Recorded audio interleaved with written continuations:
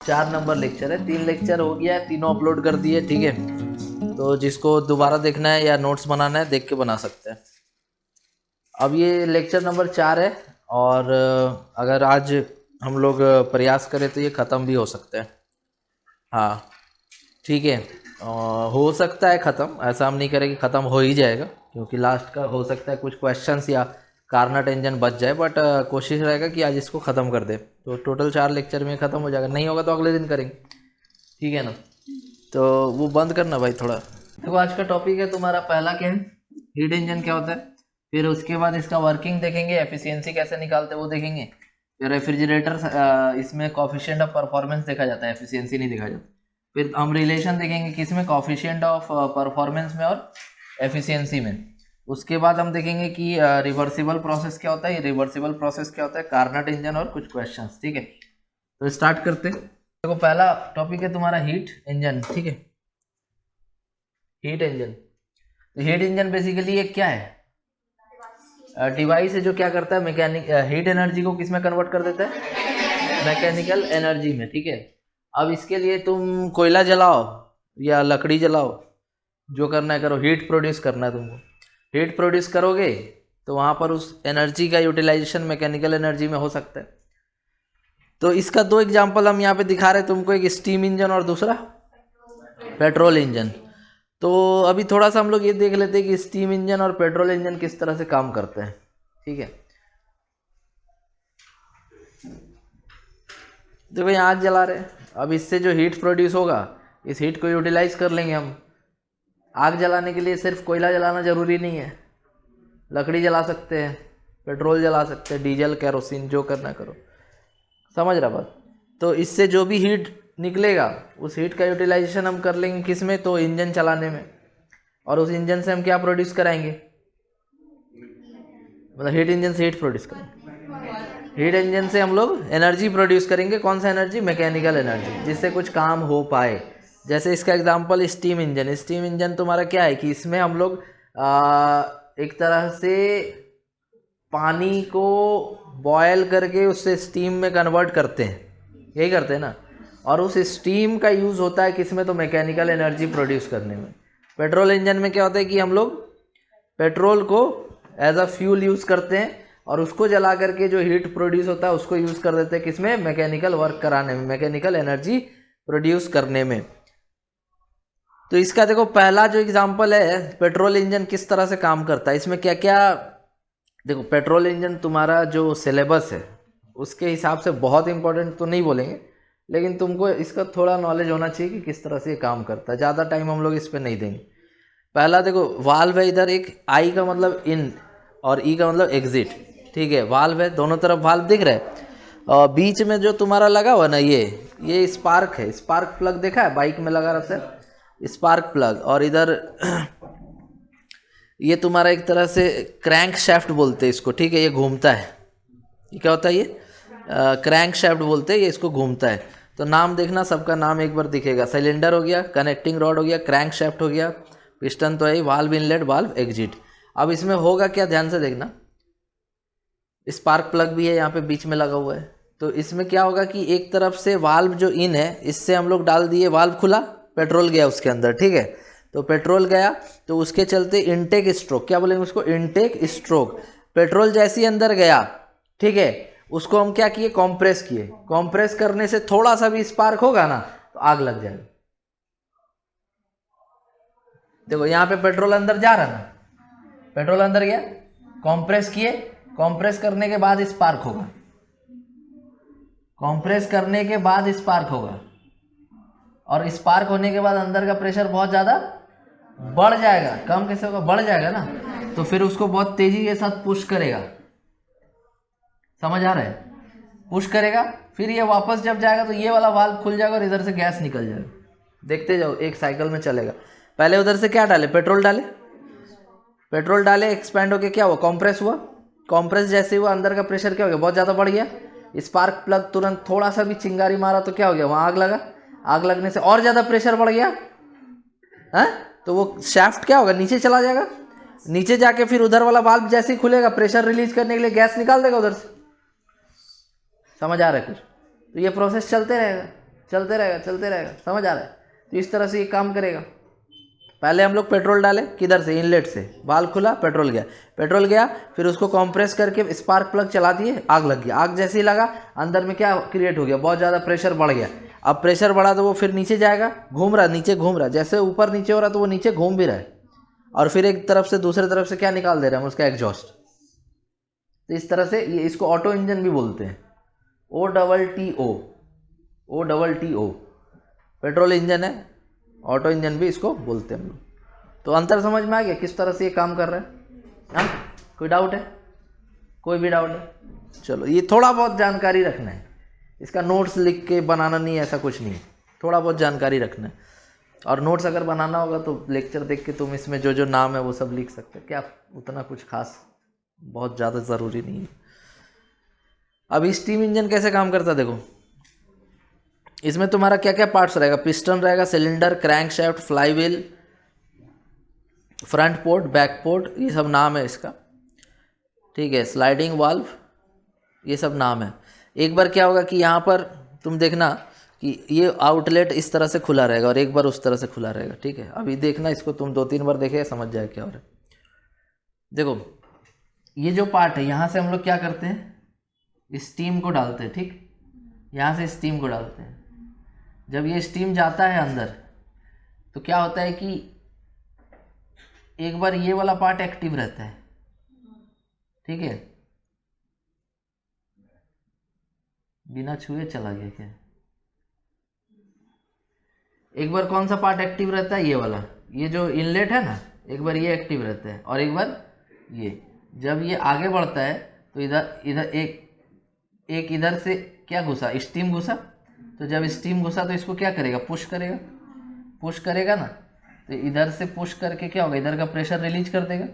तो जब ये इसको पुश कर रहा होगा तब इधर से स्टीम घुस जाएगा और फिर ये स्टीम इसको इधर पुश करेगा तो इधर से प्रेशर रिलीज हो जाएगा और ये प्रोसेस चलते रहेगा। स्टीम गया, घुसा, दबाया, फिर उधर से स्टीम गया, घुसा, दबाया, निकला, देखते रहो। स्टीम एंटर हुआ, वो स्टीम के लिए जगह खुल गया, इधर से प्रेशर बनाया, दबाया, रिलैक्स किया, इधर प्रेशर ख़त्म। फिर जब ये इधर स्टीम प्रेशर बना रहा था तब इधर वाला वाल्व खुल गया था, तो इधर से भी स्टीम जाना, देखो जाना चालू गया। तो अब इधर क्या करेगा, पुश करेगा इसको, कुछ समझ आ रहा है? तो फिर ये चलता रहेगा, ये चलता रहेगा और ये जैसे जैसे चलेगा आगे पीछे होते रहेगा तो उधर फ्लाईव्हील घूमता रहेगा। समझ आ रहा है? कुछ भी नहीं समझ आ रहा है? तो ये तुमको थोड़ा बहुत जानकारी रखना है। एक एंड से स्टीम इधर एंटर किया, प्रेशर क्रिएट किया, दबाया, इसको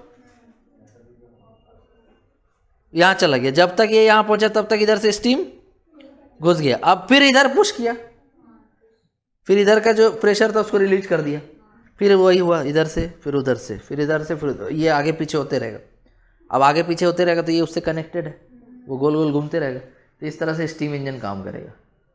समझ आ रहा है कुछ भी? पेट्रोल इंजन में क्या हो रहा था कि जो भी बर्निंग हो रहा था चैम्बर के अंदर हो रहा था, इसमें नहीं हो रहा है, इसमें बाहर हो रहा है, इसमें एक्सटर्नल प्रोसेस, उसमें इंटरनल है। पेट्रोल इंजन में क्या हो रहा था, जो चैम्बर था उसी के अंदर बर्न हो रहा था ना फ्यूल, इसमें क्या है, इसमें स्टीम ला रहे हैं, फ्यूल बाहर बर्न हुआ है। बोलो समझ आ गया? तो ये थोड़ा बहुत तुमको हम एग्जाम्पल बताएं कि हीट इंजन किस तरह से काम करता है। डाउट है किसी को? चलिए अब आते बात करते थोड़ा टेक्निकल, जो हम लोग को रियली में पढ़ना है उसमें क्या क्या है। पहला क्या है जी, सोर्स एक तरह से रिजर्वॉयर है। सोर्स क्या एक तरह का रिजर्वॉयर है जहां से हम जितना चाहे उतना हीट एनर्जी ले सकते हैं। नहीं समझा? सोर्स का मतलब क्या हो गया, जहां से हम जितना चाहे उतना हीट एनर्जी ले रहे हैं। एक बात और ध्यान रखना है कि उसका टेम्परेचर में कोई भी चेंज हम नहीं देखेंगे सोर्स का। ऐसा मानेंगे कि उसका थर्मल कैपेसिटी क्या है, इनफाइनाइट है। अगर किसी का थर्मल कैपेसिटी इनफाइनाइट होता है, इसका क्या मतलब होता है, चाहे उससे जितना भी हीट ले लो, चाहे उसको जितना भी हीट दे दो, उसका टेम्परेचर में कोई भी चेंज नहीं होगा। यही मतलब होता है किसका, इनफाइनाइट हीट कैपेसिटी का मतलब। तो तुमको कुछ पॉइंट्स याद रखना है सोर्स के बारे में। सोर्स हम उसको डिफाइन कर रहे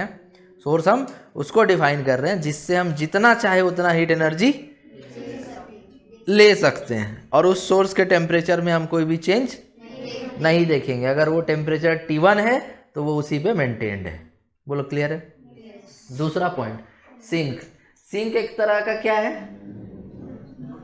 डंप यार्ड। मतलब जो भी तुम हीट एनर्जी जिससे तुम काम नहीं करवा पा रहे, देखो किसी भी चीज़ से तुम हीट ले लो, ऐसा नहीं कि उस पूरे हीट एनर्जी का तुम वर्क करवा देगा। किसी सोर्स से तुम हीट ले लो, ऐसा नहीं कि उस पूरा सोर्स से जो भी हीट एनर्जी लिया है पूरा का पूरा काम करवा देगा। क्या तुम नहीं करवा पाएगा। कुछ हीट एनर्जी क्या होगा, तुमको कहीं ना कहीं डंप करना पड़ेगा, तो वही सिंक है। समझ आया?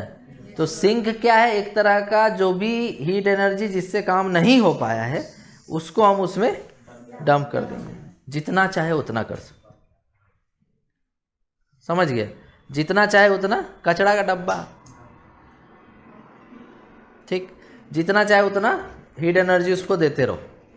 और सोर्स का मतलब उससे जितना चाहे उतना हीट एनर्जी लेते रहो। दोनों का जो हीट कैपेसिटी होगा वो इनफाइनाइट, दोनों का हीट कैपेसिटी इनफाइनाइट। मतलब कि टेम्परेचर में कोई भी परिवर्तन देखने को नहीं मिलेगा।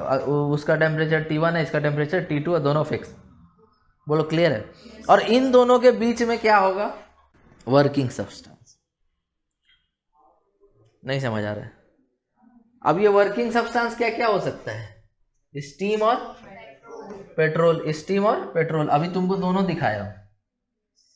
पहला पार्ट में क्या था? पेट्रोल। पेट्रोल क्या था? Working substance. बिना पेट्रोल का काम हो पाएगा? नहीं हो पाएगा। बिना पेट्रोल का काम हो पाएगा जी?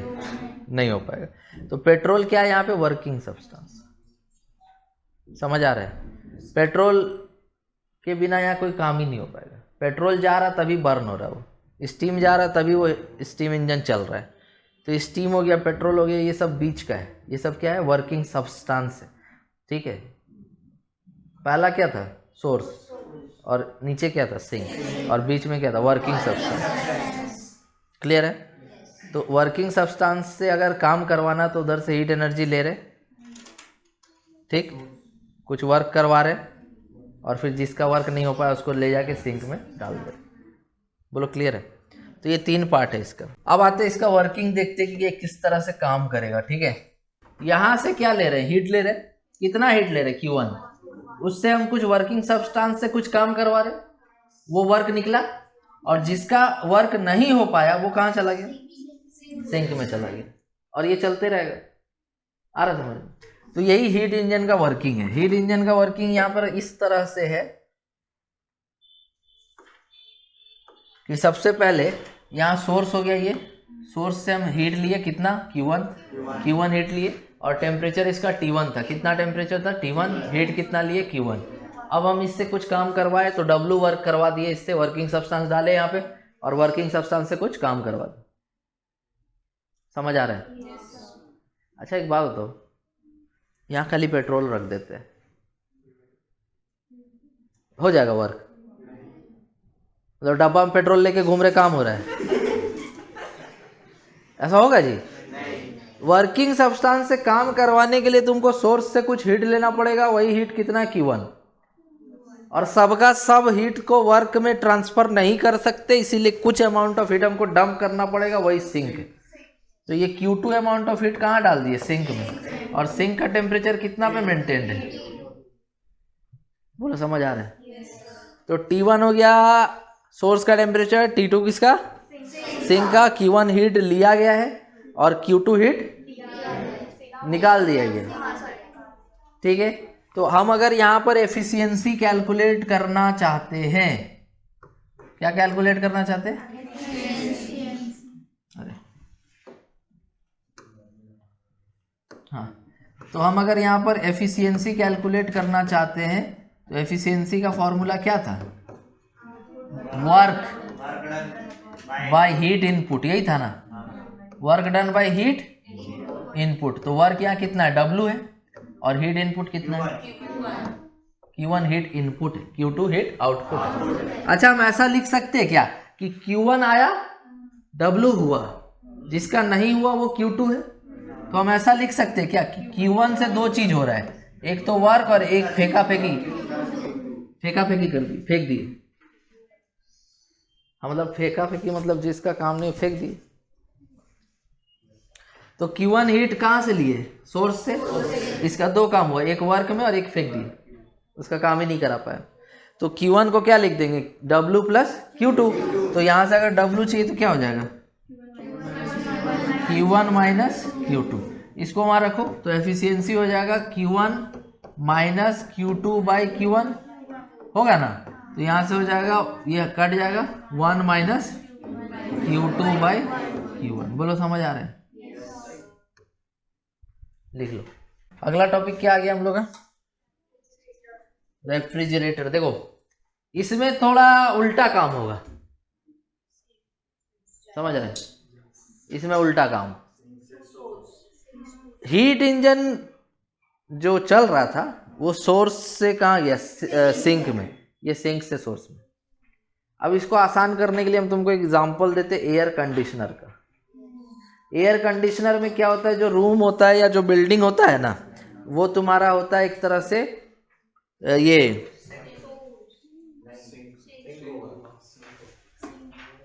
Cold reservoir.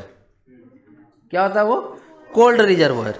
और जो तुम्हारा सराउंडिंग होता है वो होता है हॉट रिजर्वायर। कुछ समझ में आ रहा है? नहीं समझ रहा? एयर कंडीशनर जो लगा रहता है ना, उसमें देखना वो क्या करता है कि रूम के अंदर का हवा खींच लेता है, खींच के हवा, रूम के अंदर का हवा ले लिया, रूम के अंदर का हवा ले लिया। अब उसको क्या किया कि वो ठंडा कर दिया, उस पर वर्क किया।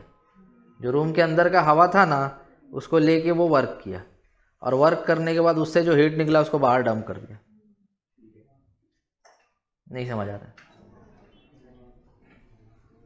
एयर कंडीशनर हवा खींचता है पहले,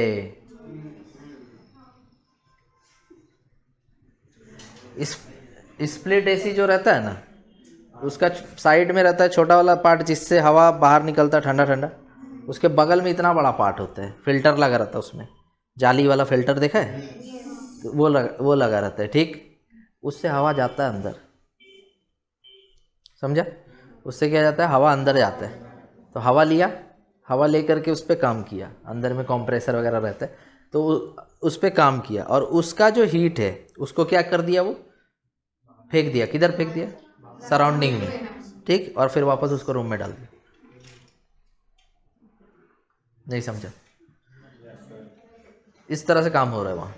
खैर अभी तुमको हम रेफ्रिजरेटर बताएंगे, उसमें तुम ज़्यादा अच्छे से समझ पाएगा कि किस तरह से होता है, ठीक है? जैसे यहाँ पर देखो, यहाँ पर ये क्या है? ये क्या है? ये क्या है? सिंक है। ये सिंक हो गया, और ये क्या हो गया? सोर्स हो गया। देखो सिंक से कुछ एनर्जी लिए, मान लो Q2, कुछ वर्क हम एक्सटर्नली करवा रहे हैं।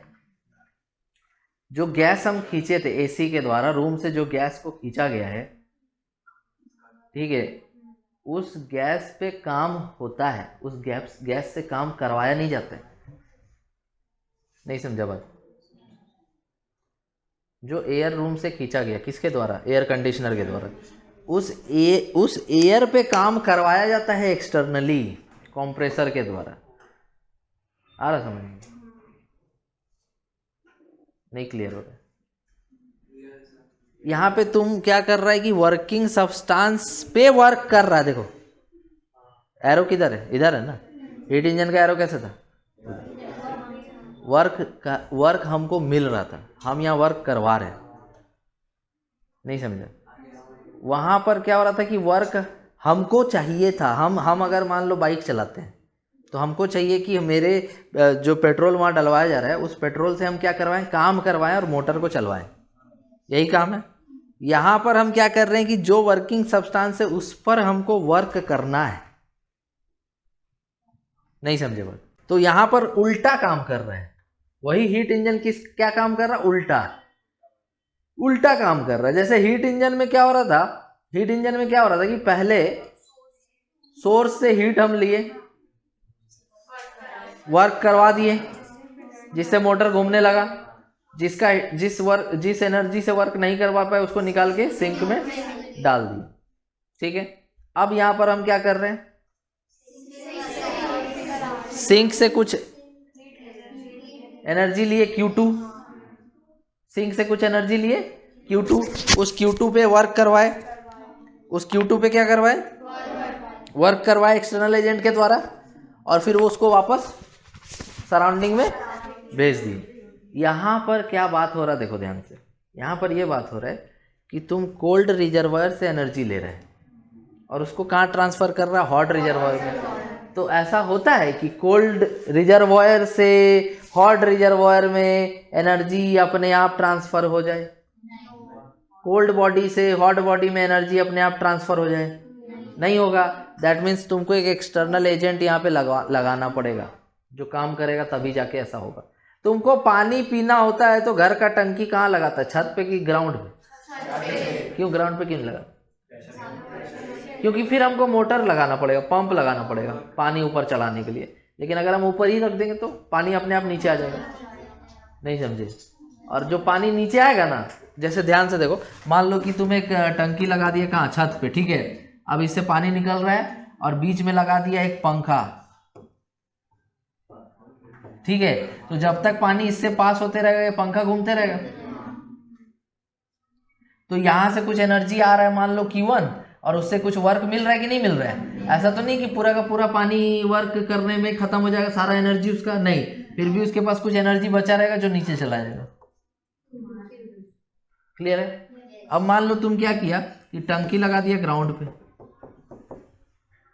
ठीक, और पाइप लगा दिया ऐसे, पंखा लगा दिया यहाँ, बोलेगा अपने आप जाके घुमा देगा? यहां से अगर ऊपर पानी को चढ़ाना, सबसे पहले तो हमको एक एक्सटर्नल एजेंट लगाना पड़ेगा जो वर्क करे, नहीं समझे? तो बात वही है यहाँ पे, यहाँ पर तुम कोल्ड रिजर्वायर से एनर्जी को कहाँ ट्रांसफर कर रहा है, हॉट रिजर्वायर, तो बिना एक्सटर्नल वर्क किए तुम कैसे ट्रांसफर कर? बोलिए समझ आ रहा है कुछ हम क्या बात कर रहे हैं तुमसे? ठीक, अब थोड़ा इतना तो हो गया, चलो ज्ञान तुमको मिल गया है। अब यहाँ पर और थोड़ा हम बात करेंगे। देखो, it is a device which works in the reverse direction of heat engine. Refrigerator takes heat Q2 from cold body, जो क्या है, sink. Work is done on it. वही तो तब से चिल्ला रहे हैं, work is done on it, and the work done together with the heat absorbed is rejected to the source. That means कि हम यहाँ पर ऐसा लिखेंगे, ये क्या था Q1 और ये क्या था, नहीं सॉरी, ये क्या था Q2, ये Q1 और W। तो यहाँ पर ये आया, ये हुआ, दोनों ऐसे और निकला, तो क्या लिखेंगे, Q2 plus W equal to Q1, मतलब W equals to Q1 minus. बोलो क्लियर है? समझ आ रहा है कुछ भी? अब यहाँ पे हमको निकालना है कोफिशिएंट ऑफ परफॉर्मेंस। यहाँ पे हमको एफिशिएंसी नहीं निकालना, कोफिशिएंट ऑफ परफॉर्मेंस निकालना है, कोफिशिएंट ऑफ परफॉर्मेंस। तो कोफिशिएंट ऑफ परफॉर्मेंस क्या हो जाएगा? देखो उसमें तुम क्या लिखा था, work by heat input, work by heat input, यहां उल्टा लिखना है, यहां उल्टा लिखना है। यहां तुमको लिखना क्या था, हाँ, Q2 अपॉन W, ठीक है। तो बीटा इक्वल्स टू हो जाएगा Q2 बाई W, कितना है, Q1 माइनस, ये हो जाएगा तुम्हारा कोफिशिएंट ऑफ परफॉर्मेंस। बोलिए समझ आ रहा है? डाउट है?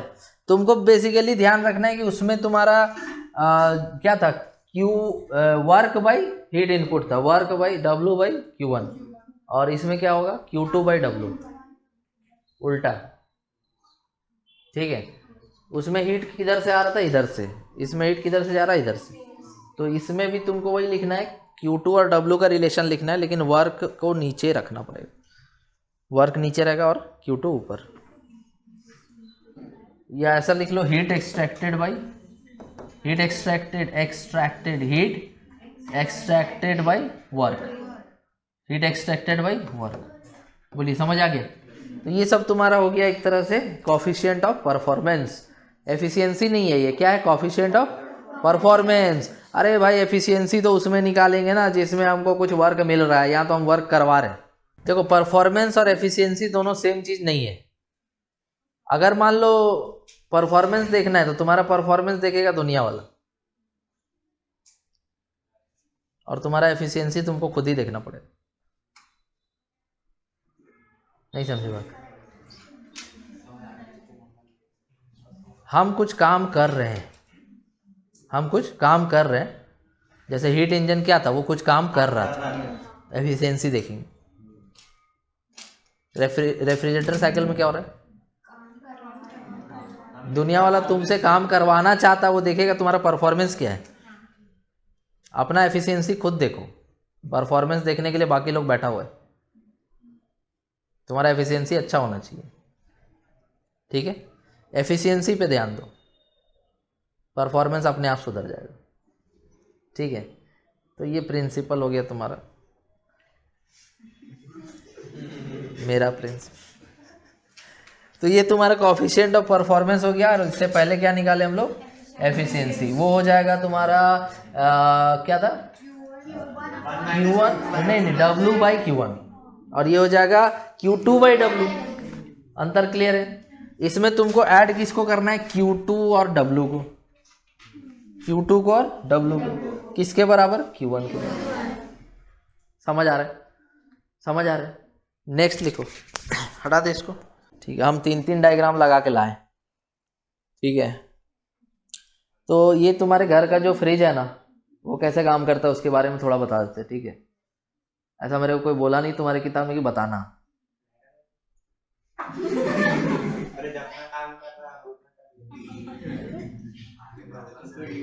रहने देने का तो बहुत कुछ रहने दे सकते हैं हम, तो तुमको क्लास के बाहर भी रहने दे सकते हैं, है कि नहीं। पॉसिबिलिटीज तो बहुत सारा है, तो इस पे बात नहीं करो तो बेहतर है। देखो देखो देखो, जैसे तुम फ्रिज देखा होगा, तो उसमें तुम्हारा सबसे जो इम्पोर्टेंट फंक्शन करता है वो कंप्रेसर होता है, ठीक है। कंप्रेसर है ये, ठीक, कंप्रेसर है ये। अब देखो, जब हम छोटे थे, मेरे घर में पहली बार फ्रिज आया था, छोटे, हाँ देखो बहुत छोटे थे उस टाइम, लेकिन होश तो था हमको। तो मेरे घर में पहली बार फ्रिज आया, तो हमको देख के बहुत खुशी हुआ, ठीक है, यस। तो मेरे को देख के बहुत ज़्यादा खुशी हुआ, अरे फ्रिज है ये। पहले तो उसको खोल के ऐसे, तुम लोग भी किया ही होगा, है ना। कॉपी किताब लेके जाओ। तो उसके बाद घर वाला का अलग ही रोल, बार बार मत खोलो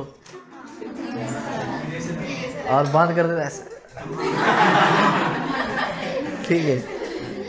आवाज़ आता था पूरा जोर से, तो थोड़ा धीरे बंद करो। अरे वो तो देखते थे, जैसे ऐसे, जैसे मान लो कि ऐसे बंद कर रहे, तो अब लाइट बंद हो गया।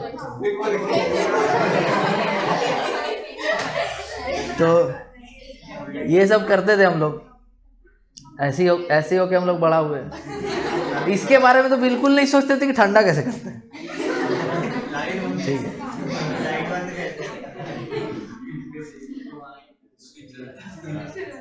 मम्मी का अलग ही रोल, वो बोलती थी बार बार मत खोलो, अंदर का गैस पूरा बाहर आ जाएगा।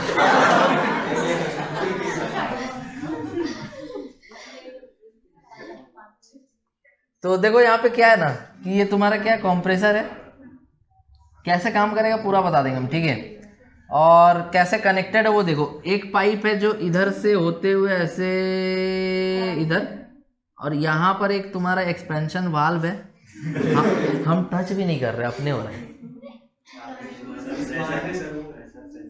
तो ये तुम्हारा एक्सपेंशन वाल्व एक लगा हुआ है, फिर ये इधर जा करके ऐसे घूम के अंदर में रहेगा ये, फिर ऐसे घूम करके फिर वापस आके इसी से कनेक्ट हो जाएगा, ठीक है।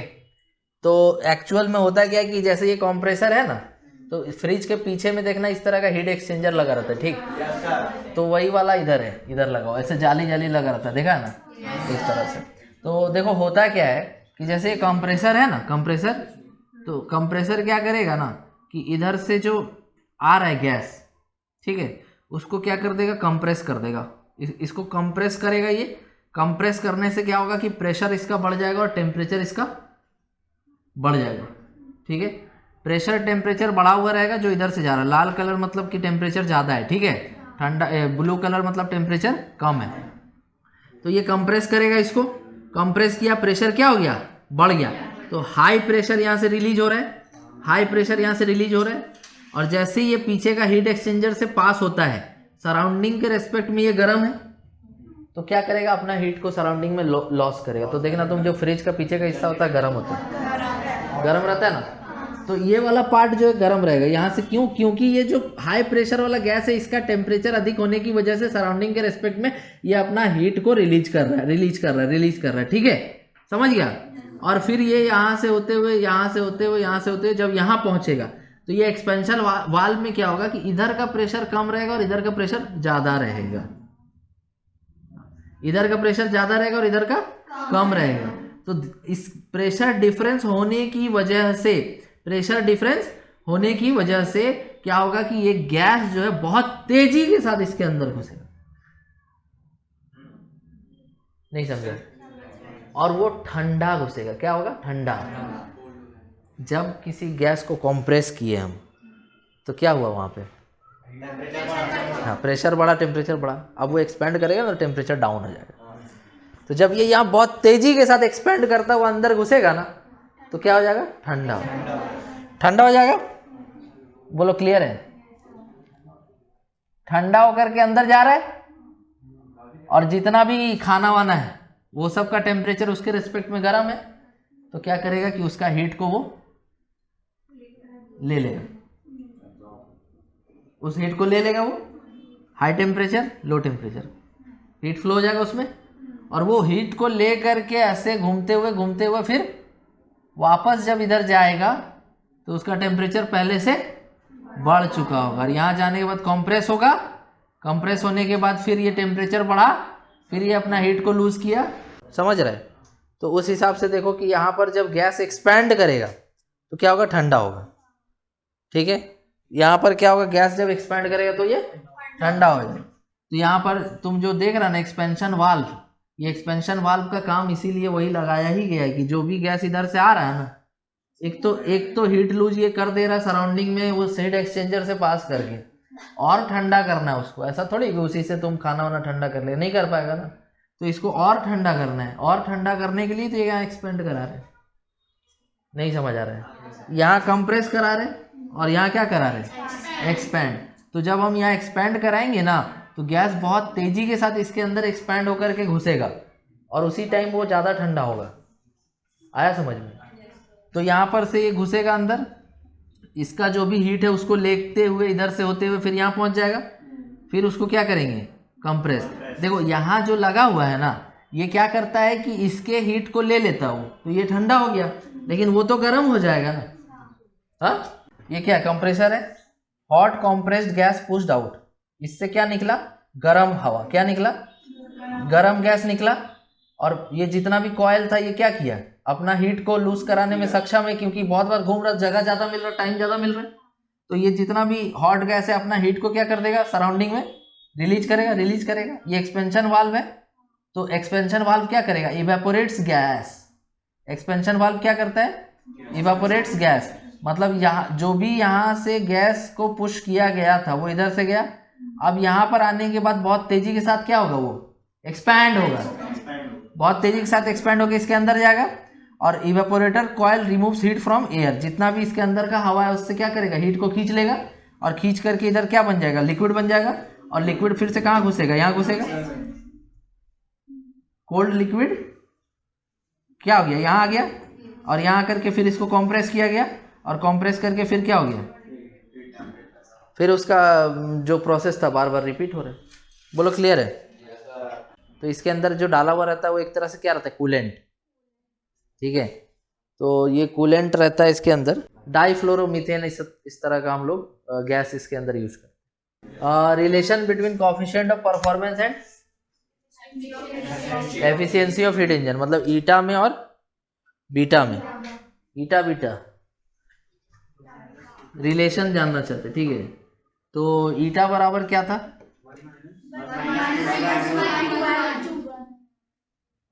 1 माइनस Q1, या फिर इसको ऐसे भी लिख सकते हैं Q1 minus Q2 by Q1, ऐसे था ना, ठीक है। और यहाँ पर जो बीटा था वो कितना था, Q2 by Q1 minus Q2, यही था। तो यहाँ से अगर हम चाहे तो Q1 बाई Q2 का या Q2 बाई Q1 का वैल्यू निकाल सकते हैं। इसका रेसिप्रोकल करो, 1 बाई बीटा इक्वल टू क्या हो जाएगा, Q1 minus Q2 by Q2, यही हो जाएगा। तो 1 बाई बीटा इक्वल टू कितना आ जाएगा, Q1 बाई Q2 माइनस 1, यही होगा ना। तो यहाँ से इसको इधर भेज दो, +1 हो जाएगा, इसको इधर भेज देंगे, +1 हो जाएगा। तो Q1 बाई Q2 कितना आ गया, 1 + 1 बाई बीटा, ठीक है ना। Q1 बाई Q2 कितना आ गया, 1 बाई 1 प्लस बीटा। यहाँ से तुम अगर चाहो तो निकाल सकते हैं क्या, ईटा इक्वल टू क्या था, 1 माइनस Q2 बाई Q1, इसको उधर भेज दो और 1 ईटा को उधर ले आओ। तो Q2 by Q1 equal to क्या हो जाएगा, 1 माइनस ईटा। और अगर हमको Q1 बाई Q2 चाहिए तो क्या हो जाएगा, Q1 बाई Q2 चाहिए तो क्या हो जाएगा, 1 बाई 1 माइनस ईटा, सही है। यहाँ भी Q1 बाई Q2 और वहाँ भी Q1 बाई Q2, देयरफॉर दोनों को बराबर लिख सकते हैं। 1 by 1 minus eta equals to 1 + 1 by beta, सही है, सही है ना। तो मेरे को क्या निकालना था, यहाँ से रिलेशन निकालना था ना। तो बीटा को एलसीएम ले लेते हैं, वहाँ सेपरेट हो जाएगा, फिर क्रॉस मल्टीप्लाई करो, so beta equals to n, इधर बीटा आ जाएगा और ये मल्टीप्लाई होगा एक बार, बीटा + 1 फिर minus eta beta plus eta, सही है, ठीक है ना। तो अब यहाँ पर अगर हम देखें तो ये बीटा बीटा कट जाएगा और ये माइनस वाला इधर आ जाएगा। तो eta beta equals to 1 plus eta, तो यहाँ से बीटा इक्वल टू क्या आ जाएगा, 1 प्लस ईटा बाई ईटा। बोलो समझ आ रहा है। ये पहले 1 से मल्टीप्लाई करो तो 1 प्लस बीटा हो गया, माइनस से मल्टीप्लाई करो तो माइनस ईटा बीटा, फिर माइनस ईटा, ये रहेगा ना। फिर ये बीटा बीटा कट जाएगा, इधर n प्लस बीटा हो जाएगा, 1 माइनस ईटा, यहाँ क्या बचेगा, तो बीटा इक्वल्स टू हो जाएगा 1 माइनस ईटा बाई ईटा, सही है। तो यहाँ से तुम्हारा आंसर आ गया कि beta equals to 1 minus eta upon eta, ये तुम्हारा रिलेशन हो गया बीटा ईटा, ये याद रखना है। अब आ गए हम लोग कहाँ पे, सेकेंड लॉ थर्मोडायनेमिक्स, जिसमें क्या है, केल्विन प्लैंक स्टेटमेंट और दूसरा है क्लॉसियस स्टेटमेंट, ठीक है। ये दो स्टेटमेंट है जो हम लोग को पढ़ना है, इंपॉर्टेंट है। तो इसके हिसाब से पहला स्टेटमेंट क्या बोल रहा है कि no process is possible which can completely convert heat absorb from a reservoir into work. No process is possible which can completely convert heat absorb from a reservoir. ये बता रहा है हीट इंजन के बारे में, ये हीट इंजन के बारे में बता रहा है कि n का वैल्यू 100% नहीं होगा, समझ आ रहा है। ये बोल रहे हैं कि अगर कोई भी हीट इंजन लेंगे तो उसमें तुमको Q2 का वैल्यू कुछ ना कुछ होगा ही होगा। Q2 कौन सा हीट था जो सिंक को दिया जा रहा था, फॉर्मूला क्या था एफिशिएंसी का, 1 माइनस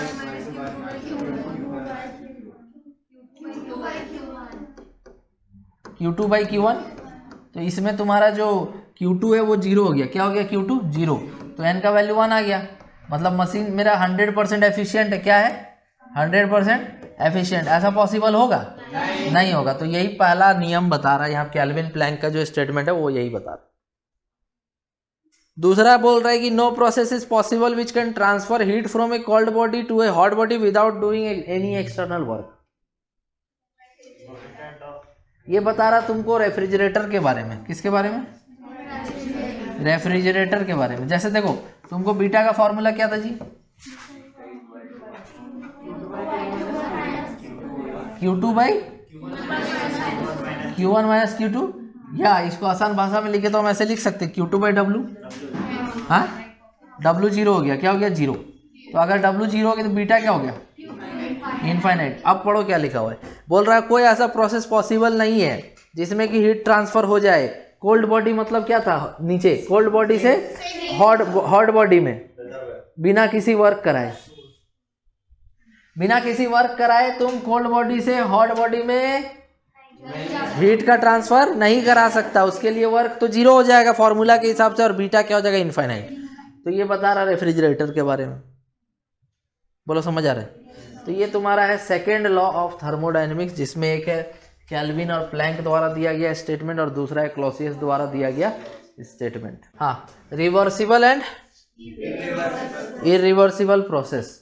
तो देखो रिवर्सिबल प्रोसेस वो होता है जिसको हुबहू वापस से उसी स्टेट में पहुंचाया जा सके। ठीक है, इसका ये मतलब नहीं हुआ कि कोई ऐसा प्रोसेस जिसको साइक्लिक बोल दो वो रिवर्सिबल है, नहीं। रिवर्सिबल का मतलब हो गया कि जिसमें इनिशियल स्टेट और फाइनल स्टेट दोनों क्या रहेगा, सेम हो सकता है। इनिशियल कंडीशन पे वापस से हम पहुंच सकते हैं, लेकिन बिना किसी दूसरा पाथ से। मतलब जिस पाथ से हम गए थे आगे, अगर हम उसी पाथ से पीछे आ पा रहे हैं, दैट मीन्स कि वो प्रोसेस क्या है, रिवर्सिबल। जैसे इसका एक एग्जांपल देंगे तो ज़्यादा क्लियर होगा। मान लो तुम खेल रहा है बिलियर्ड, बिलियर्ड खेलता है, हाँ। तो एक बॉल को तुम स्ट्राइक किया तो ये बॉल आगे गया, ठीक। अब ये जो बॉल आगे जा रहा है इसके पास कुछ मोमेंटम है और जा करके इससे कोलाइड करेगा। तो जब इन दोनों के बीच कॉलिजन होगा तो मोमेंटम बिफोर कॉलिजन और मोमेंटम आफ्टर कॉलिजन कंजर्व्ड है ना। हो गया कॉलिजन, काम खत्म। अगर हम समय को पीछे मूव करा दें, अगर हम समय को पीछे मूव करा दें तो वापस से ये बॉल इससे कोलाइड होगा, तो क्या उसमें मोमेंटम कंजर्व नहीं होगा। तो ये एक तरह का रिवर्सिबल प्रोसेस। बोलो समझ आ रहे हैं, नहीं समझा। तो इसको बोलते हैं रिवर्सिबल प्रोसेस, ठीक है। ये एक एग्जांपल हम तुमको दिए जो कि तुम पॉसिबल है, जिसको तुम बता सकता है, लेकिन टाइम को पीछे ले जाना वो पॉसिबल नहीं है। लेकिन रियल वर्ल्ड में अगर ऐसा कर पाए तो पॉसिबल है, ठीक है। क्योंकि मोमेंटम कंजर्व होता है जब दो बॉल आपस में कॉलिजन करता है तो दोनों के बीच क्या रहता है, इंटरनल फोर्सेस। और उन इंटरनल फोर्सेस की वजह से हम क्या बोलते हैं, मोमेंटम कंजर्व है। तो अब यहाँ पर जैसे कॉलिजन जब फॉरवर्ड में हो रहा था तो ए बी से कोलाइड किया, मोमेंटम कंजर्व था। अगर हम टाइम को बैकवर्ड ले जा सकते हैं तो बी ए से कोलाइड करेगा तो उसमें भी तो मोमेंटम कंजर्व ही रहेगा ना। तो एक तरह का क्या हो गया, रिवर्सिबल प्रोसेस। ये एक एग्जाम्पल है छोटा सा। तो इतना समझ गया ना, रिवर्सिबल प्रोसेस में ऐसा होता है। और जिसमें ऐसा नहीं हो पाता है वो इरिवर्सिबल हो गया।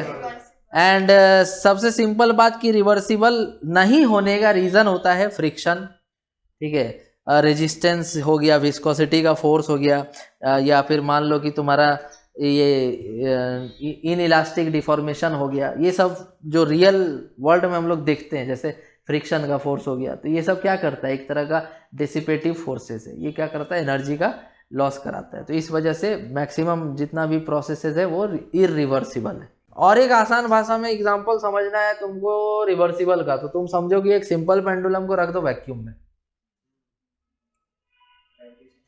एक सिंपल पेंडुलम को रख दो वैक्यूम में, उसमें क्या होगा कि कोई भी एनर्जी का लॉस नहीं होगा। वो मीन पोजीशन से कहाँ जाएगा, एक्सट्रीम पे, फिर एक्सट्रीम से मीन पे जाएगा, जैसे आया था वैसे ही चला जाएगा। कोई भी फ्रिक्शन और एयर रेजिस्टेंस तो है ही नहीं।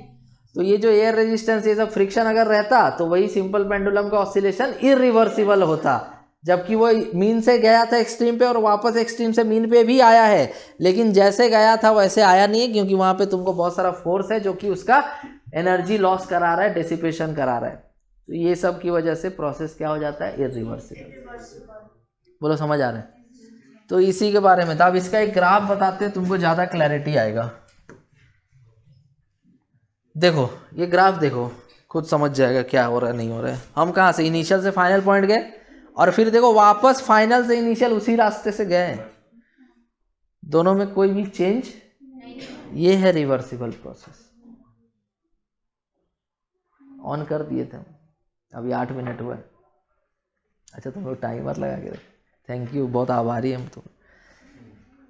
नहीं मतलब रखना चाहिए, क्योंकि हम भूल जाते तो फिर आधा रिकॉर्ड होगा आधा नहीं होगा। तो नहीं, एक बार ऐसे क्या हुआ कि हम माइक यूज़ कर रहे थे, ठीक है, माइक यही वाला, तो पढ़ा दिए पूरा 1 घंटा।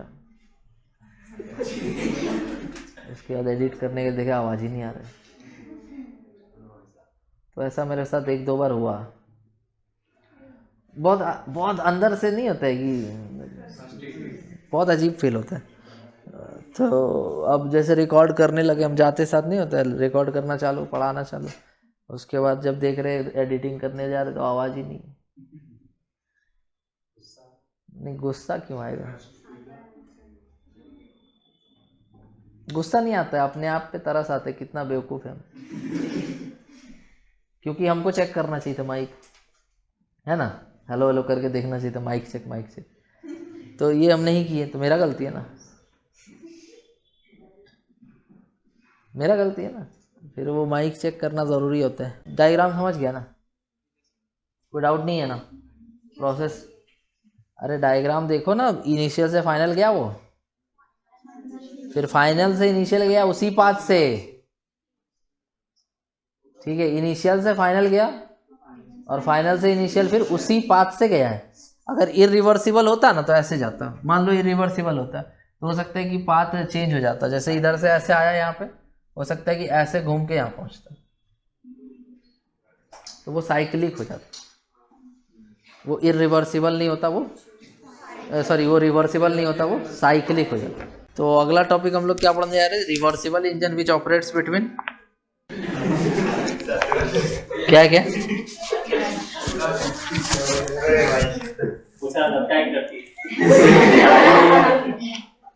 तुमको क्या लग रहा है?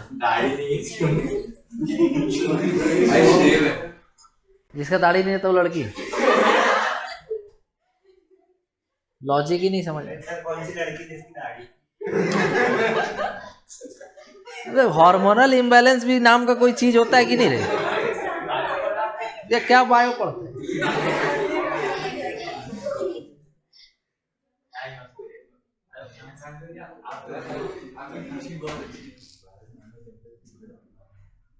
तुम टाइगर श्रॉफ को लड़की बोले? बाद में आया ना, देखो, reversible engine which operates between 2 temperatures of source and sink is known as Carnot heat engine.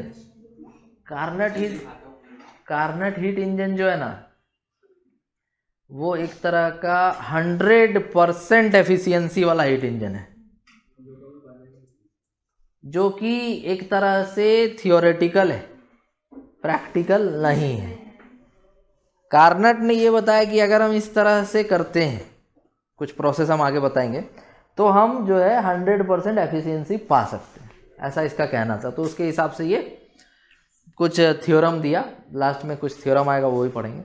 तो कार्नट इंजन बेसिकली क्या है? एक हीट इंजन है, ठीक है, जो कि 2 टेम्परेचर के बीच काम करेगा, एक सोर्स और एक सिंक। जैसे हीट इंजन नॉर्मल वाला काम कर रहा था वैसे, लेकिन इसका जो प्रोसेस होगा वो कैसा होगा, ध्यान से देखो। पहला प्रोसेस, अच्छा इसमें होगा क्या क्या वो भी समझ लो। एक ऐसा सिलेंड्रिकल कंटेनर रहेगा, इसमें एक पिस्टन लगा रहेगा ऐसे, ठीक है, इस तरह से एक पिस्टन लगा रहेगा, और इसका जो बेस होगा ये कंडक्टिंग होगा। बेस कैसा होगा? कंडक्टिंग होगा। सब समझ लो, पहले एपरेटस समझ लो कैसा होगा, उसके बाद ना काम करें। तो बेस क्या रहेगा? कंडक्टिंग, ठीक है। और इधर से इधर जितना भी है, इधर वाला ये सब क्या? Adiabatic walls.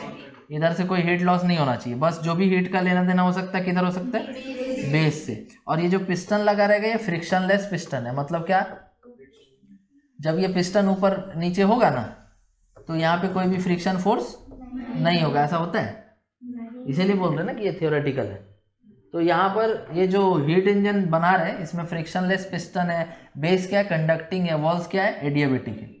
तो अब इसमें क्या होता है कि हम लोग इसमें 4 स्टेप्स में काम को करते हैं। याद रखना, जितना बता रहे उतना सारा 4 स्टेप्स में इसमें काम को करते हैं। पहला जो स्टेप होता है उसमें होता है आइसोथर्मल प्रोसेस, ठीक है। क्या होता है? Isothermal process. दूसरा जो होता है वो होता है एडियाबेटिक प्रोसेस। 4 पार्ट में काम होगा, ठीक है ना। और तीसरा जो होता है वो फिर से आइसोथर्मल, और चौथा जो होता है वो फिर से एडियाबेटिक। बोलो समझ आया? अब इसमें क्या क्या होगा, कैसे होगा, और डेप्थ में जाते हैं। सबसे पहले आइसोथर्मल एक्सपेंशन कराएंगे, उसके बाद एडियाबेटिक एक्सपेंशन कराएंगे, उसके बाद आइसोथर्मल कॉम्प्रेशन करेंगे और फिर फाइनली एडियाबेटिक कॉम्प्रेशन करेंगे। तो इस तरह से हम लोग एक साइक्लिक प्रोसेस पाएंगे यहाँ पे। क्या पाएंगे? Cyclic process. ये बेस क्या है? कंडक्टिंग है। बेस क्या है? कंडक्टिंग है। तो हम यहाँ पर पहला पार्ट में टेम्परेचर का चेंज होने नहीं देंगे, क्योंकि पहला में क्या है? आइसोथर्मल है, तो टेम्परेचर जितना है उतना ही रहेगा। ठीक है, तो हम लोग इसको रख देंगे एक बेस पे। आइसोथर्मल प्रोसेस में हीट सप्लाई होता है कि नहीं होता? होता है, लेकिन टेम्परेचर कांस्टेंट रहता है, क्योंकि इसका जो प्रोसेस होता है बहुत स्लो होता है। तो ये बेस क्या है? कंडक्टिंग है। बेस क्या है? कंडक्टिंग। तो बेस अगर कंडक्टिंग है तो ये हीट का आना जाना हो सकता है ना? हीट का आना जाना नहीं हो सकता है। तो हीट का आना जाना होगा। तो अगर मान लो ये धीरे धीरे एक्सपेंड कर रहा है, धीरे धीरे एक्सपेंड कर रहा है, तो एक्सपेंड कर रहा है तो हीट एनर्जी दिए तो एक्सपेंड किया। तो अगर बेस कंडक्टिंग है तो हीट एनर्जी जब हम इसको दिए तो वो हीट एनर्जी की वजह से इसका एक्सपेंशन होने लगा, लेकिन ये एक्सपेंशन बहुत स्लो था। तो स्लो था तो तब तक हीट एक्सचेंज हो गया। हीट एक्सचेंज हो गया तो टेम्परेचर ना नहीं बढ़ा। नहीं समझो, फिर से बताएं। बेस कंडक्टिंग है ना? बेस क्या है? कंडक्टिंग है ना? हम हीट एनर्जी इसको दे रहे हैं। सपोज करो कि हम हीट इनपुट दिए। क्या दिए? Heat input. हीट इनपुट दिए, तो हीट इनपुट दिए अगर हम मान लो इसको एडियाबेटिक साइड बना देते तो कहीं से हीट एक्सचेंज हो पाता? नहीं हो पाता। हीट इनपुट देना मतलब क्या हो गया? बाहर से इसको हीट दिया गया, बाहर से इसको हीट दिया गया। तो बाहर से हीट दिया गया तो ये गैस क्या हुआ? एक्सपेंड हुआ। अब ये गैस एक्सपेंड हुआ तो बहुत धीरे धीरे एक्सपेंड हुआ, बहुत धीरे धीरे एक्सपेंड हुआ। और जब धीरे धीरे एक्सपेंड हुआ तो कंडक्टिंग बेस होने की वजह से इसका हीट एक्सचेंज हो रहा है और टेम्परेचर कांस्टेंट है। बोलो, पहला स्टेप समझ में आया? ठीक। अब भी एक्सपेंड ही करना है, सेकेंड स्टेप में भी एक्सपेंड ही करना है, लेकिन कैसा एक्सपेंशन करना है? एडियाबेटिक। अब हम हीट वीट नहीं देंगे और जो बेस है उसके नीचे क्या रख देंगे? Non conducting slab. क्या रख देंगे? तो इससे क्या होगा? कहीं से भी हीट का आना जाना नहीं होगा, लेकिन फिर भी ये धीरे धीरे क्या हो रहा है? एक्सपेंड। एडियाबेटिक प्रोसेस है लेकिन एक्सपेंशन है, कॉम्प्रेशन नहीं है। पहला प्रोसेस क्या था? एक्सपेंशन। दूसरा प्रोसेस एक्सपेंशन। पहला प्रोसेस आइसोथर्मल, दूसरा प्रोसेस एडियाबेटिक। पहला प्रोसेस में हीट देंगे, पहला प्रोसेस में हीट देंगे, टेम्परेचर चेंज नहीं करेगा। दूसरा प्रोसेस में हीट वीट कुछ नहीं देंगे। कैसे नहीं करेगा रे?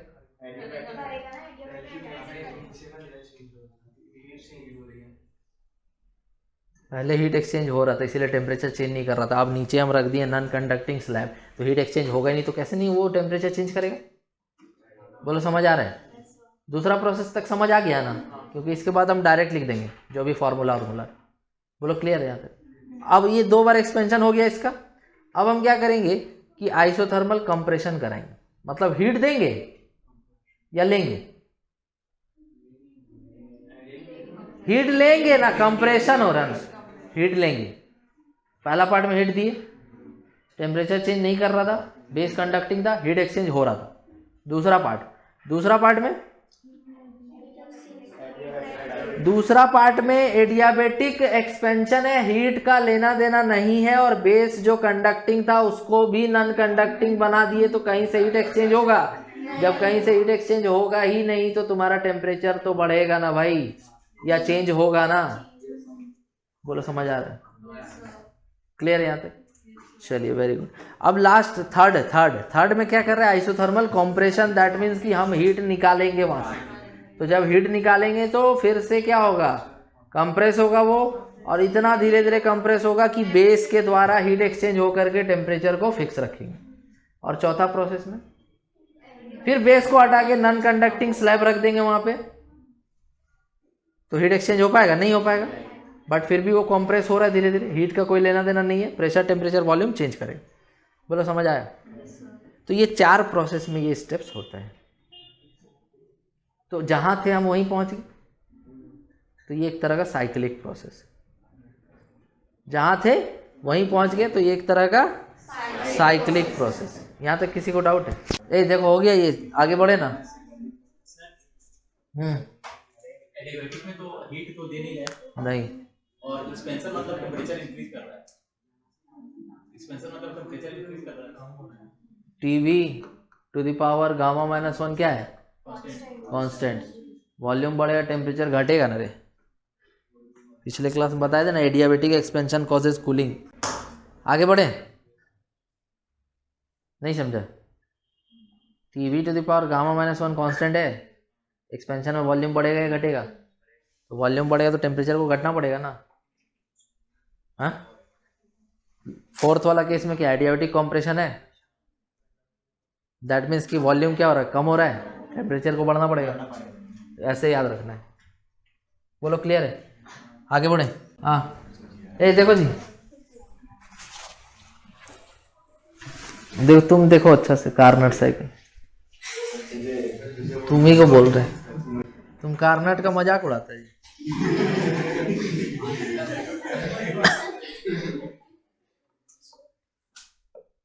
कार्नट साइकिल चाइना में तो कोई लड़का रहता ही नहीं।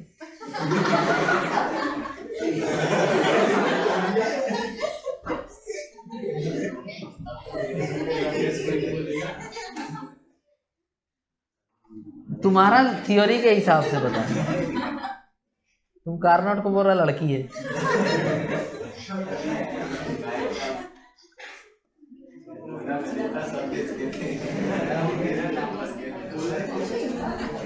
तुम्हारा थियोरी के हिसाब से तो भाई चाइना में तो कोई लड़का रहता ही नहीं होगा। मैंने तो सब इसके थे।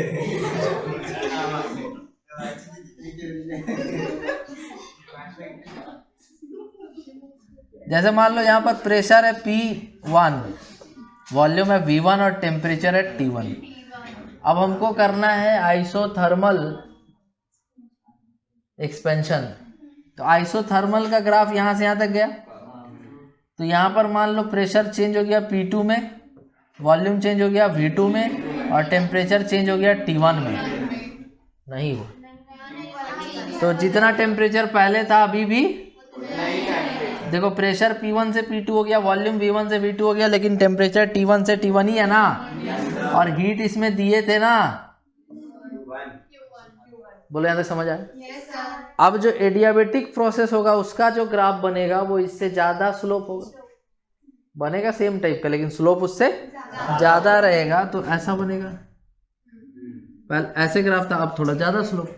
तो यहाँ पर क्या हुआ, प्रेशर चेंज हो गया P3, वॉल्यूम चेंज हो गया V3, टेम्परेचर चेंज हो गया T2। इसमें ना हीट दिए ना लिए। अब क्या कराना है, फिर से कॉम्प्रेशन। देखो वॉल्यूम बढ़ा है आगे गया है, वॉल्यूम बढ़ा है आगे गया है, एक्सपेंशन हुआ। अब क्या करना है, कॉम्प्रेशन। कॉम्प्रेशन करेगा तो पीछे जाएगा ना, ठीक है। तो यहाँ से प्रेशर चेंज हो गया, मान लो P4, volume V4, temperature T2। Clear है? फिर वापस आ जाएगा यहाँ।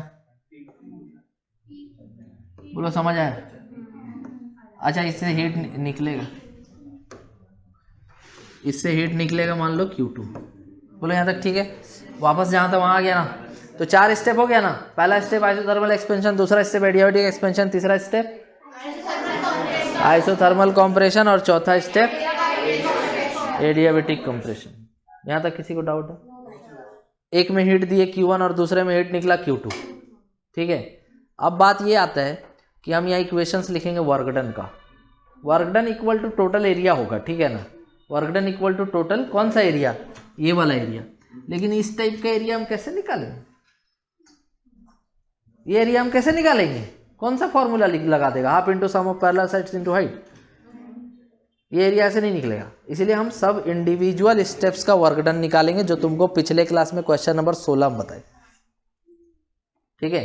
तो पहला वर्क डन निकालते A से B, फिर B से C, C से D, फिर D से A। तो वर्क डन A से B कैसा process, nRT ln V final by V initial. बोलो क्लियर है? दूसरा वर्क डन B से C कैसा प्रोसेस, तो nR delta T, T final minus T initial by 1 minus gamma. चौथा प्रोसेस C से D, isothermal nRT ln V final by V initial. V final कितना है V4, V इनिशियल कितना है V3 with negative sign. समझ आ रहा है? With negative sign, because ये वर्क कैसा है, कंप्रेशन हो रहा है ना यहाँ, तो नेगेटिव वर्क है, पॉजिटिव वर्क नहीं है। ये work done on the system, not work done by the system. Work done by the system था ना पॉजिटिव, अरे लिखाए थे भाई, work done on the system by the surrounding, volume decreasing, negative work done. समझ आ रहा है? पिछले क्लास में तुमको रीज़न भी बताए थे कि केमिस्ट्री में क्यों होता है उल्टा और इधर क्यों होता है, क्योंकि हम लोग फिजिक्स में ज़्यादा भाव किसको देते हैं, सिस्टम, और केमिस्ट्री में ज़्यादा भाव, केमिस्ट्री वाला आदमी लोग बात करेगा टेम्परेचर, केमिस्ट्री वाला आदमी लोग बात करेगा प्रेशर, केमिस्ट्री वाला आदमी लोग बात करेगा वॉल्यूम, फिजिक्स वाला आदमी लोग बात करेगा फोर्स, फिजिक्स वाला आदमी बात करेगा वर्क। ये सब सिस्टम करता है। फोर्स कौन करता है, सिस्टम। और क्या बोले, वर्क कौन करता है, सिस्टम। समझ रहा बात? जैसे फोर्स लगता है तो किस पे लगता है, ऑब्जेक्ट पे, ऑब्जेक्ट को सिस्टम मानते हैं, तो इसलिए हम लोग सिस्टम को लेते हैं। Work done by the system is positive, work done on the system is negative. ये पिछले क्लास में बता चुके हैं। डी से ए कैसा वर्क होगा, पॉजिटिव की negative, negative. N R delta T, T final कितना है, T1 minus T2 by 1 minus gamma. बोलो यहाँ तक सही है, क्लियर है? अच्छा, इसका माइनस अंदर ले लेंगे तो उसके बराबर हो जाएगा क्या, है? तो ले लेते माइनस अंदर, सो N R T2 minus T1, और ये हो जाएगा 1 माइनस। बोलो सही है, बोलो क्लियर है, नहीं समझे? यहाँ तक किसी को डाउट है?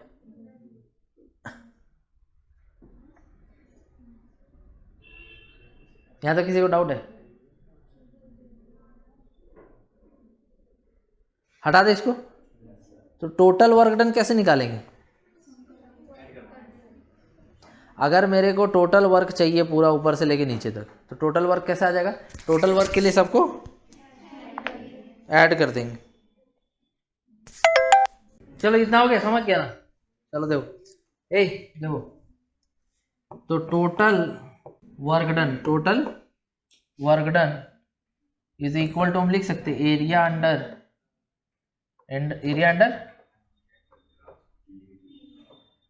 PV diagram. देखो एरिया कैसे निकालो,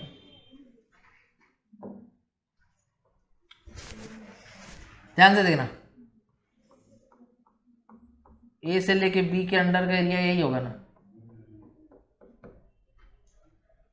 यही होगा ना, ए से बी के नीचे का ग्राफ का एरिया यही होगा। दूसरा, बी से लेके सी तक के नीचे का ग्राफ का एरिया ये होगा, ये होगा ना, ठीक है। तीसरा,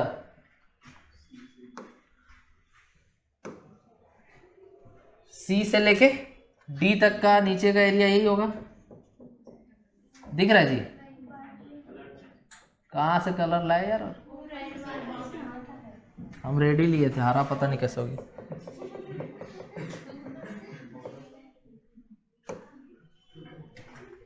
तो सी से लेके डी के अंडर का एरिया यही होगा ना, सही लिखे ना हम? और लास्ट में डी से लेके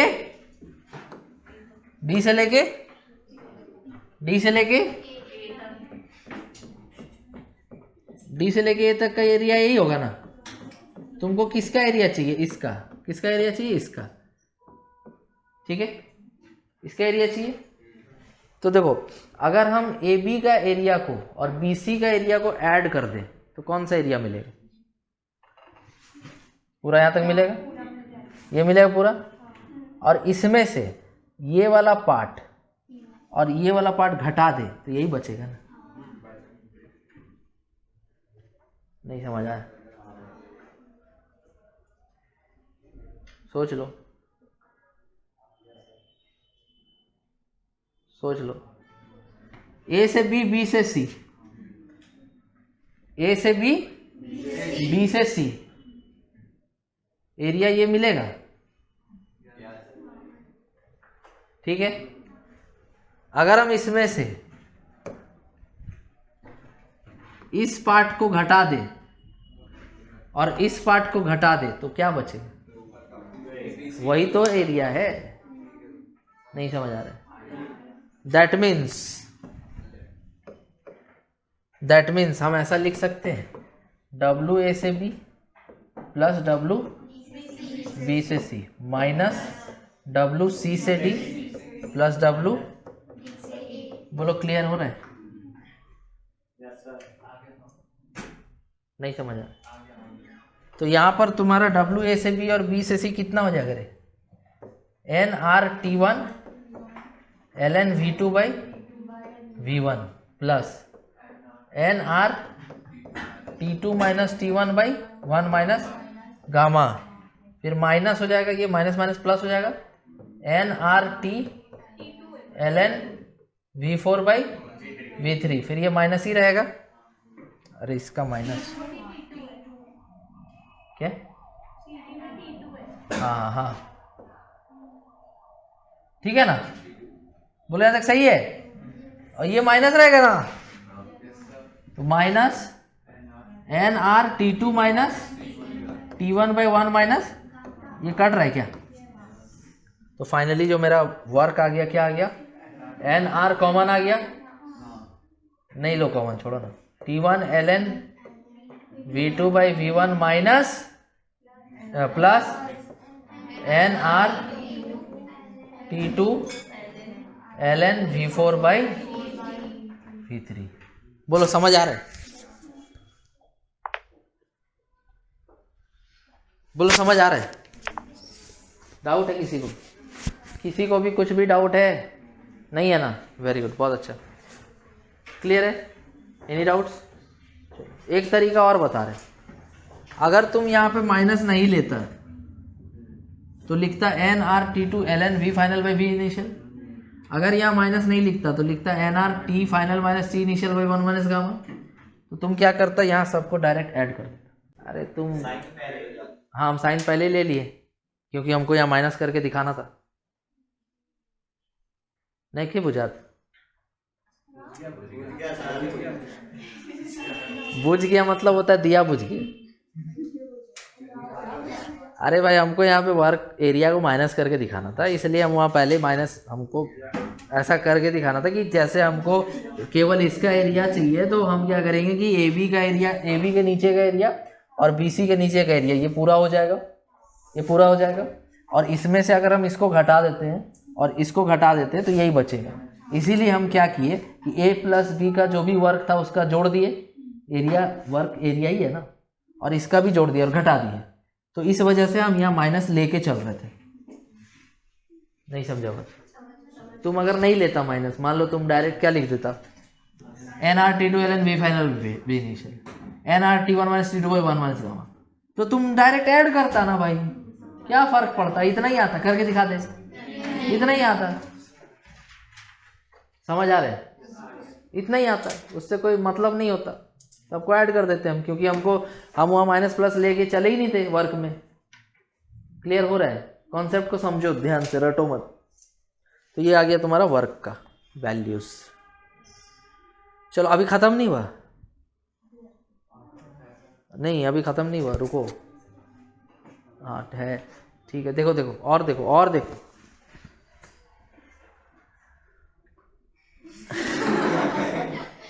बी से सी कैसा प्रोसेस है?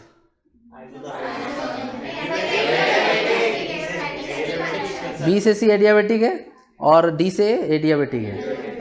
हम थोड़ा देर पहले बताया कि एडियाबेटिक में हम चाहें तो ये वाला फॉर्मूला लगा सकते हैं। ये कलर दिखता है ना जी, तो हम ऐसा फॉर्मूला लगा सकते हैं। हम लिख रहे हैं फॉर बी से सी एंड डी से ए। प्रोसेस कैसा है? एडियाबेटिक है। प्रोसेस कैसा है? एडियाबेटिक है। तो हम यहाँ पे लिख सकते हैं कि टेम्परेचर T1 है और अच्छा इसको मिटाना पड़ेगा, हम फोटो भेज दे, ज़्यादा जगह चाहिए मेरे। ये याद रखना क्या लिखे हम, NR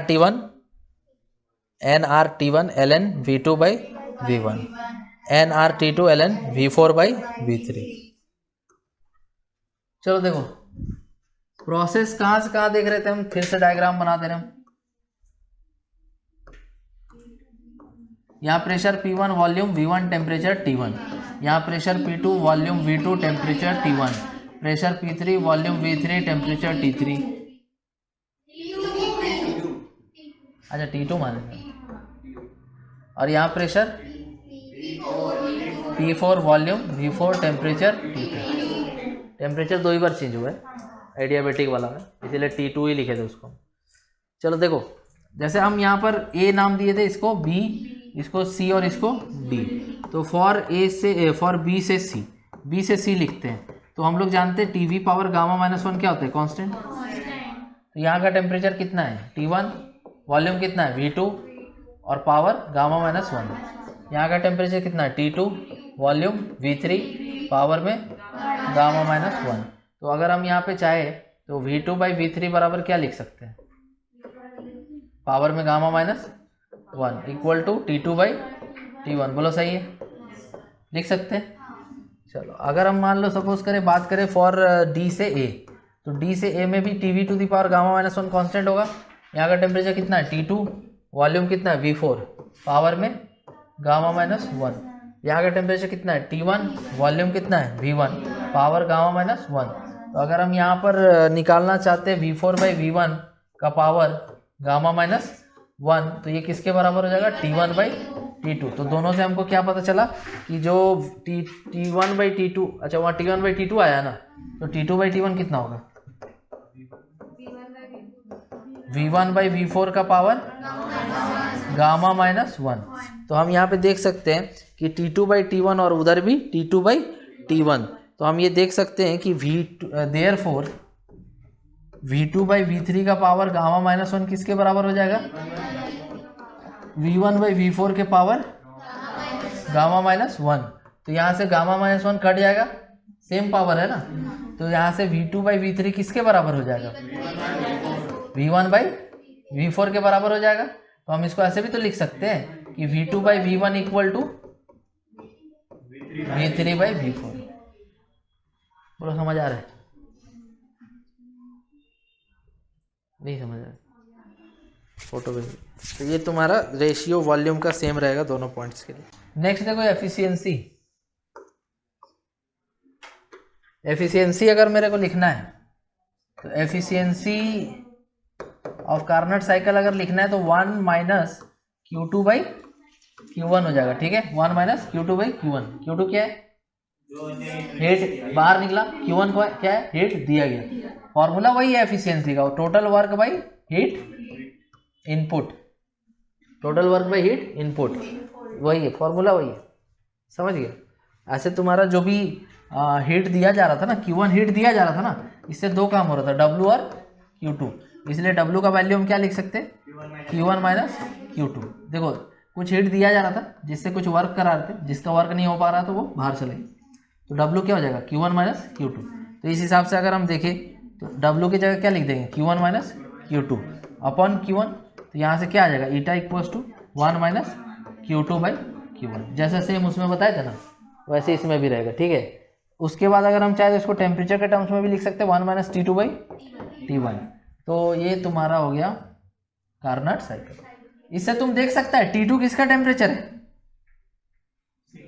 सिंक का, वेरी गुड। और T1 सोर्स का। ठीक है, तो जो भी यहाँ पर तुम्हारा एफिशिएंसी है वो किस पे डिपेंड कर रहा है, तो कार्नट साइकिल का efficiency depends on the temperature of the source and sink. Last topic है कार्नट थ्योरम। देखो कार्नट थ्योरम ये बोल रहा है कि जो भी हीट इंजन होगा, अगर वो दो टेम्परेचर सोर्स और सिंक के बीच में काम कर रहा है, जिसमें सोर्स का टेम्परेचर T1 है और सिंक का टेम्परेचर T2 है, तो उसका एफिशिएंसी कभी भी कार्नट साइकिल से या कार्नट इंजन से ज़्यादा नहीं हो सकता, क्योंकि कार्नट इंजन का एफिशिएंसी माना जा रहा है 100%। ठीक है, कार्नट इंजन का एफिशिएंसी क्या मान रहे हैं, 100%। ऐसे इसका एफिशिएंसी का फॉर्मूला क्या था जी, 1 - T2/T1। तो ये 100% तभी ना होगा जब T2 0 होगा। तो T2 0 केल्विन हो सकता है, होगा। एफिशिएंसी 100 करना है मतलब 1 करना है, तो T2 0 होना चाहिए ना, T2 0 होगा। तो इसीलिए बोल रहा है कि कार्नट साइकिल क्या है, थियोरेटिकली पॉसिबल है, प्रैक्टिकली पॉसिबल नहीं है। और कोई भी हीट इंजन का एफिशिएंसी कार्नट इंजन से ज़्यादा नहीं हो सकता। दूसरा पॉइंट कि जो भी एफिशिएंसी होगा कार्नट इंजन का, वो डिपेंड नहीं करेगा वर्किंग सब्सटेंस पे। ठीक है, तुम पेट्रोल डाल रहा है, पानी डाल रहा है, ठीक है, अल्कोहल डाल रहा है, it doesn't depend on the nature of the working substance. जो वर्किंग सब्सटेंस है उसके नेचर पे कार्नट साइकिल का एफिशिएंसी डिपेंड नहीं करेगा, ऐसा बोल रहा है। क्योंकि जो भी एफिशिएंसी का फॉर्मूला वो केवल सोर्स और सिंक के टेम्परेचर पे ही तो डिपेंड कर रहा है। आ रहा समझ में? तो इस हिसाब से देखा जाए तो Carnot engine is an ideal heat engine, और इसमें जो गैस का एक्सपेंशन और कंप्रेशन हो रहा था वो एक तरह का आइडियल गैस माना जा रहा है। समझ आ गया?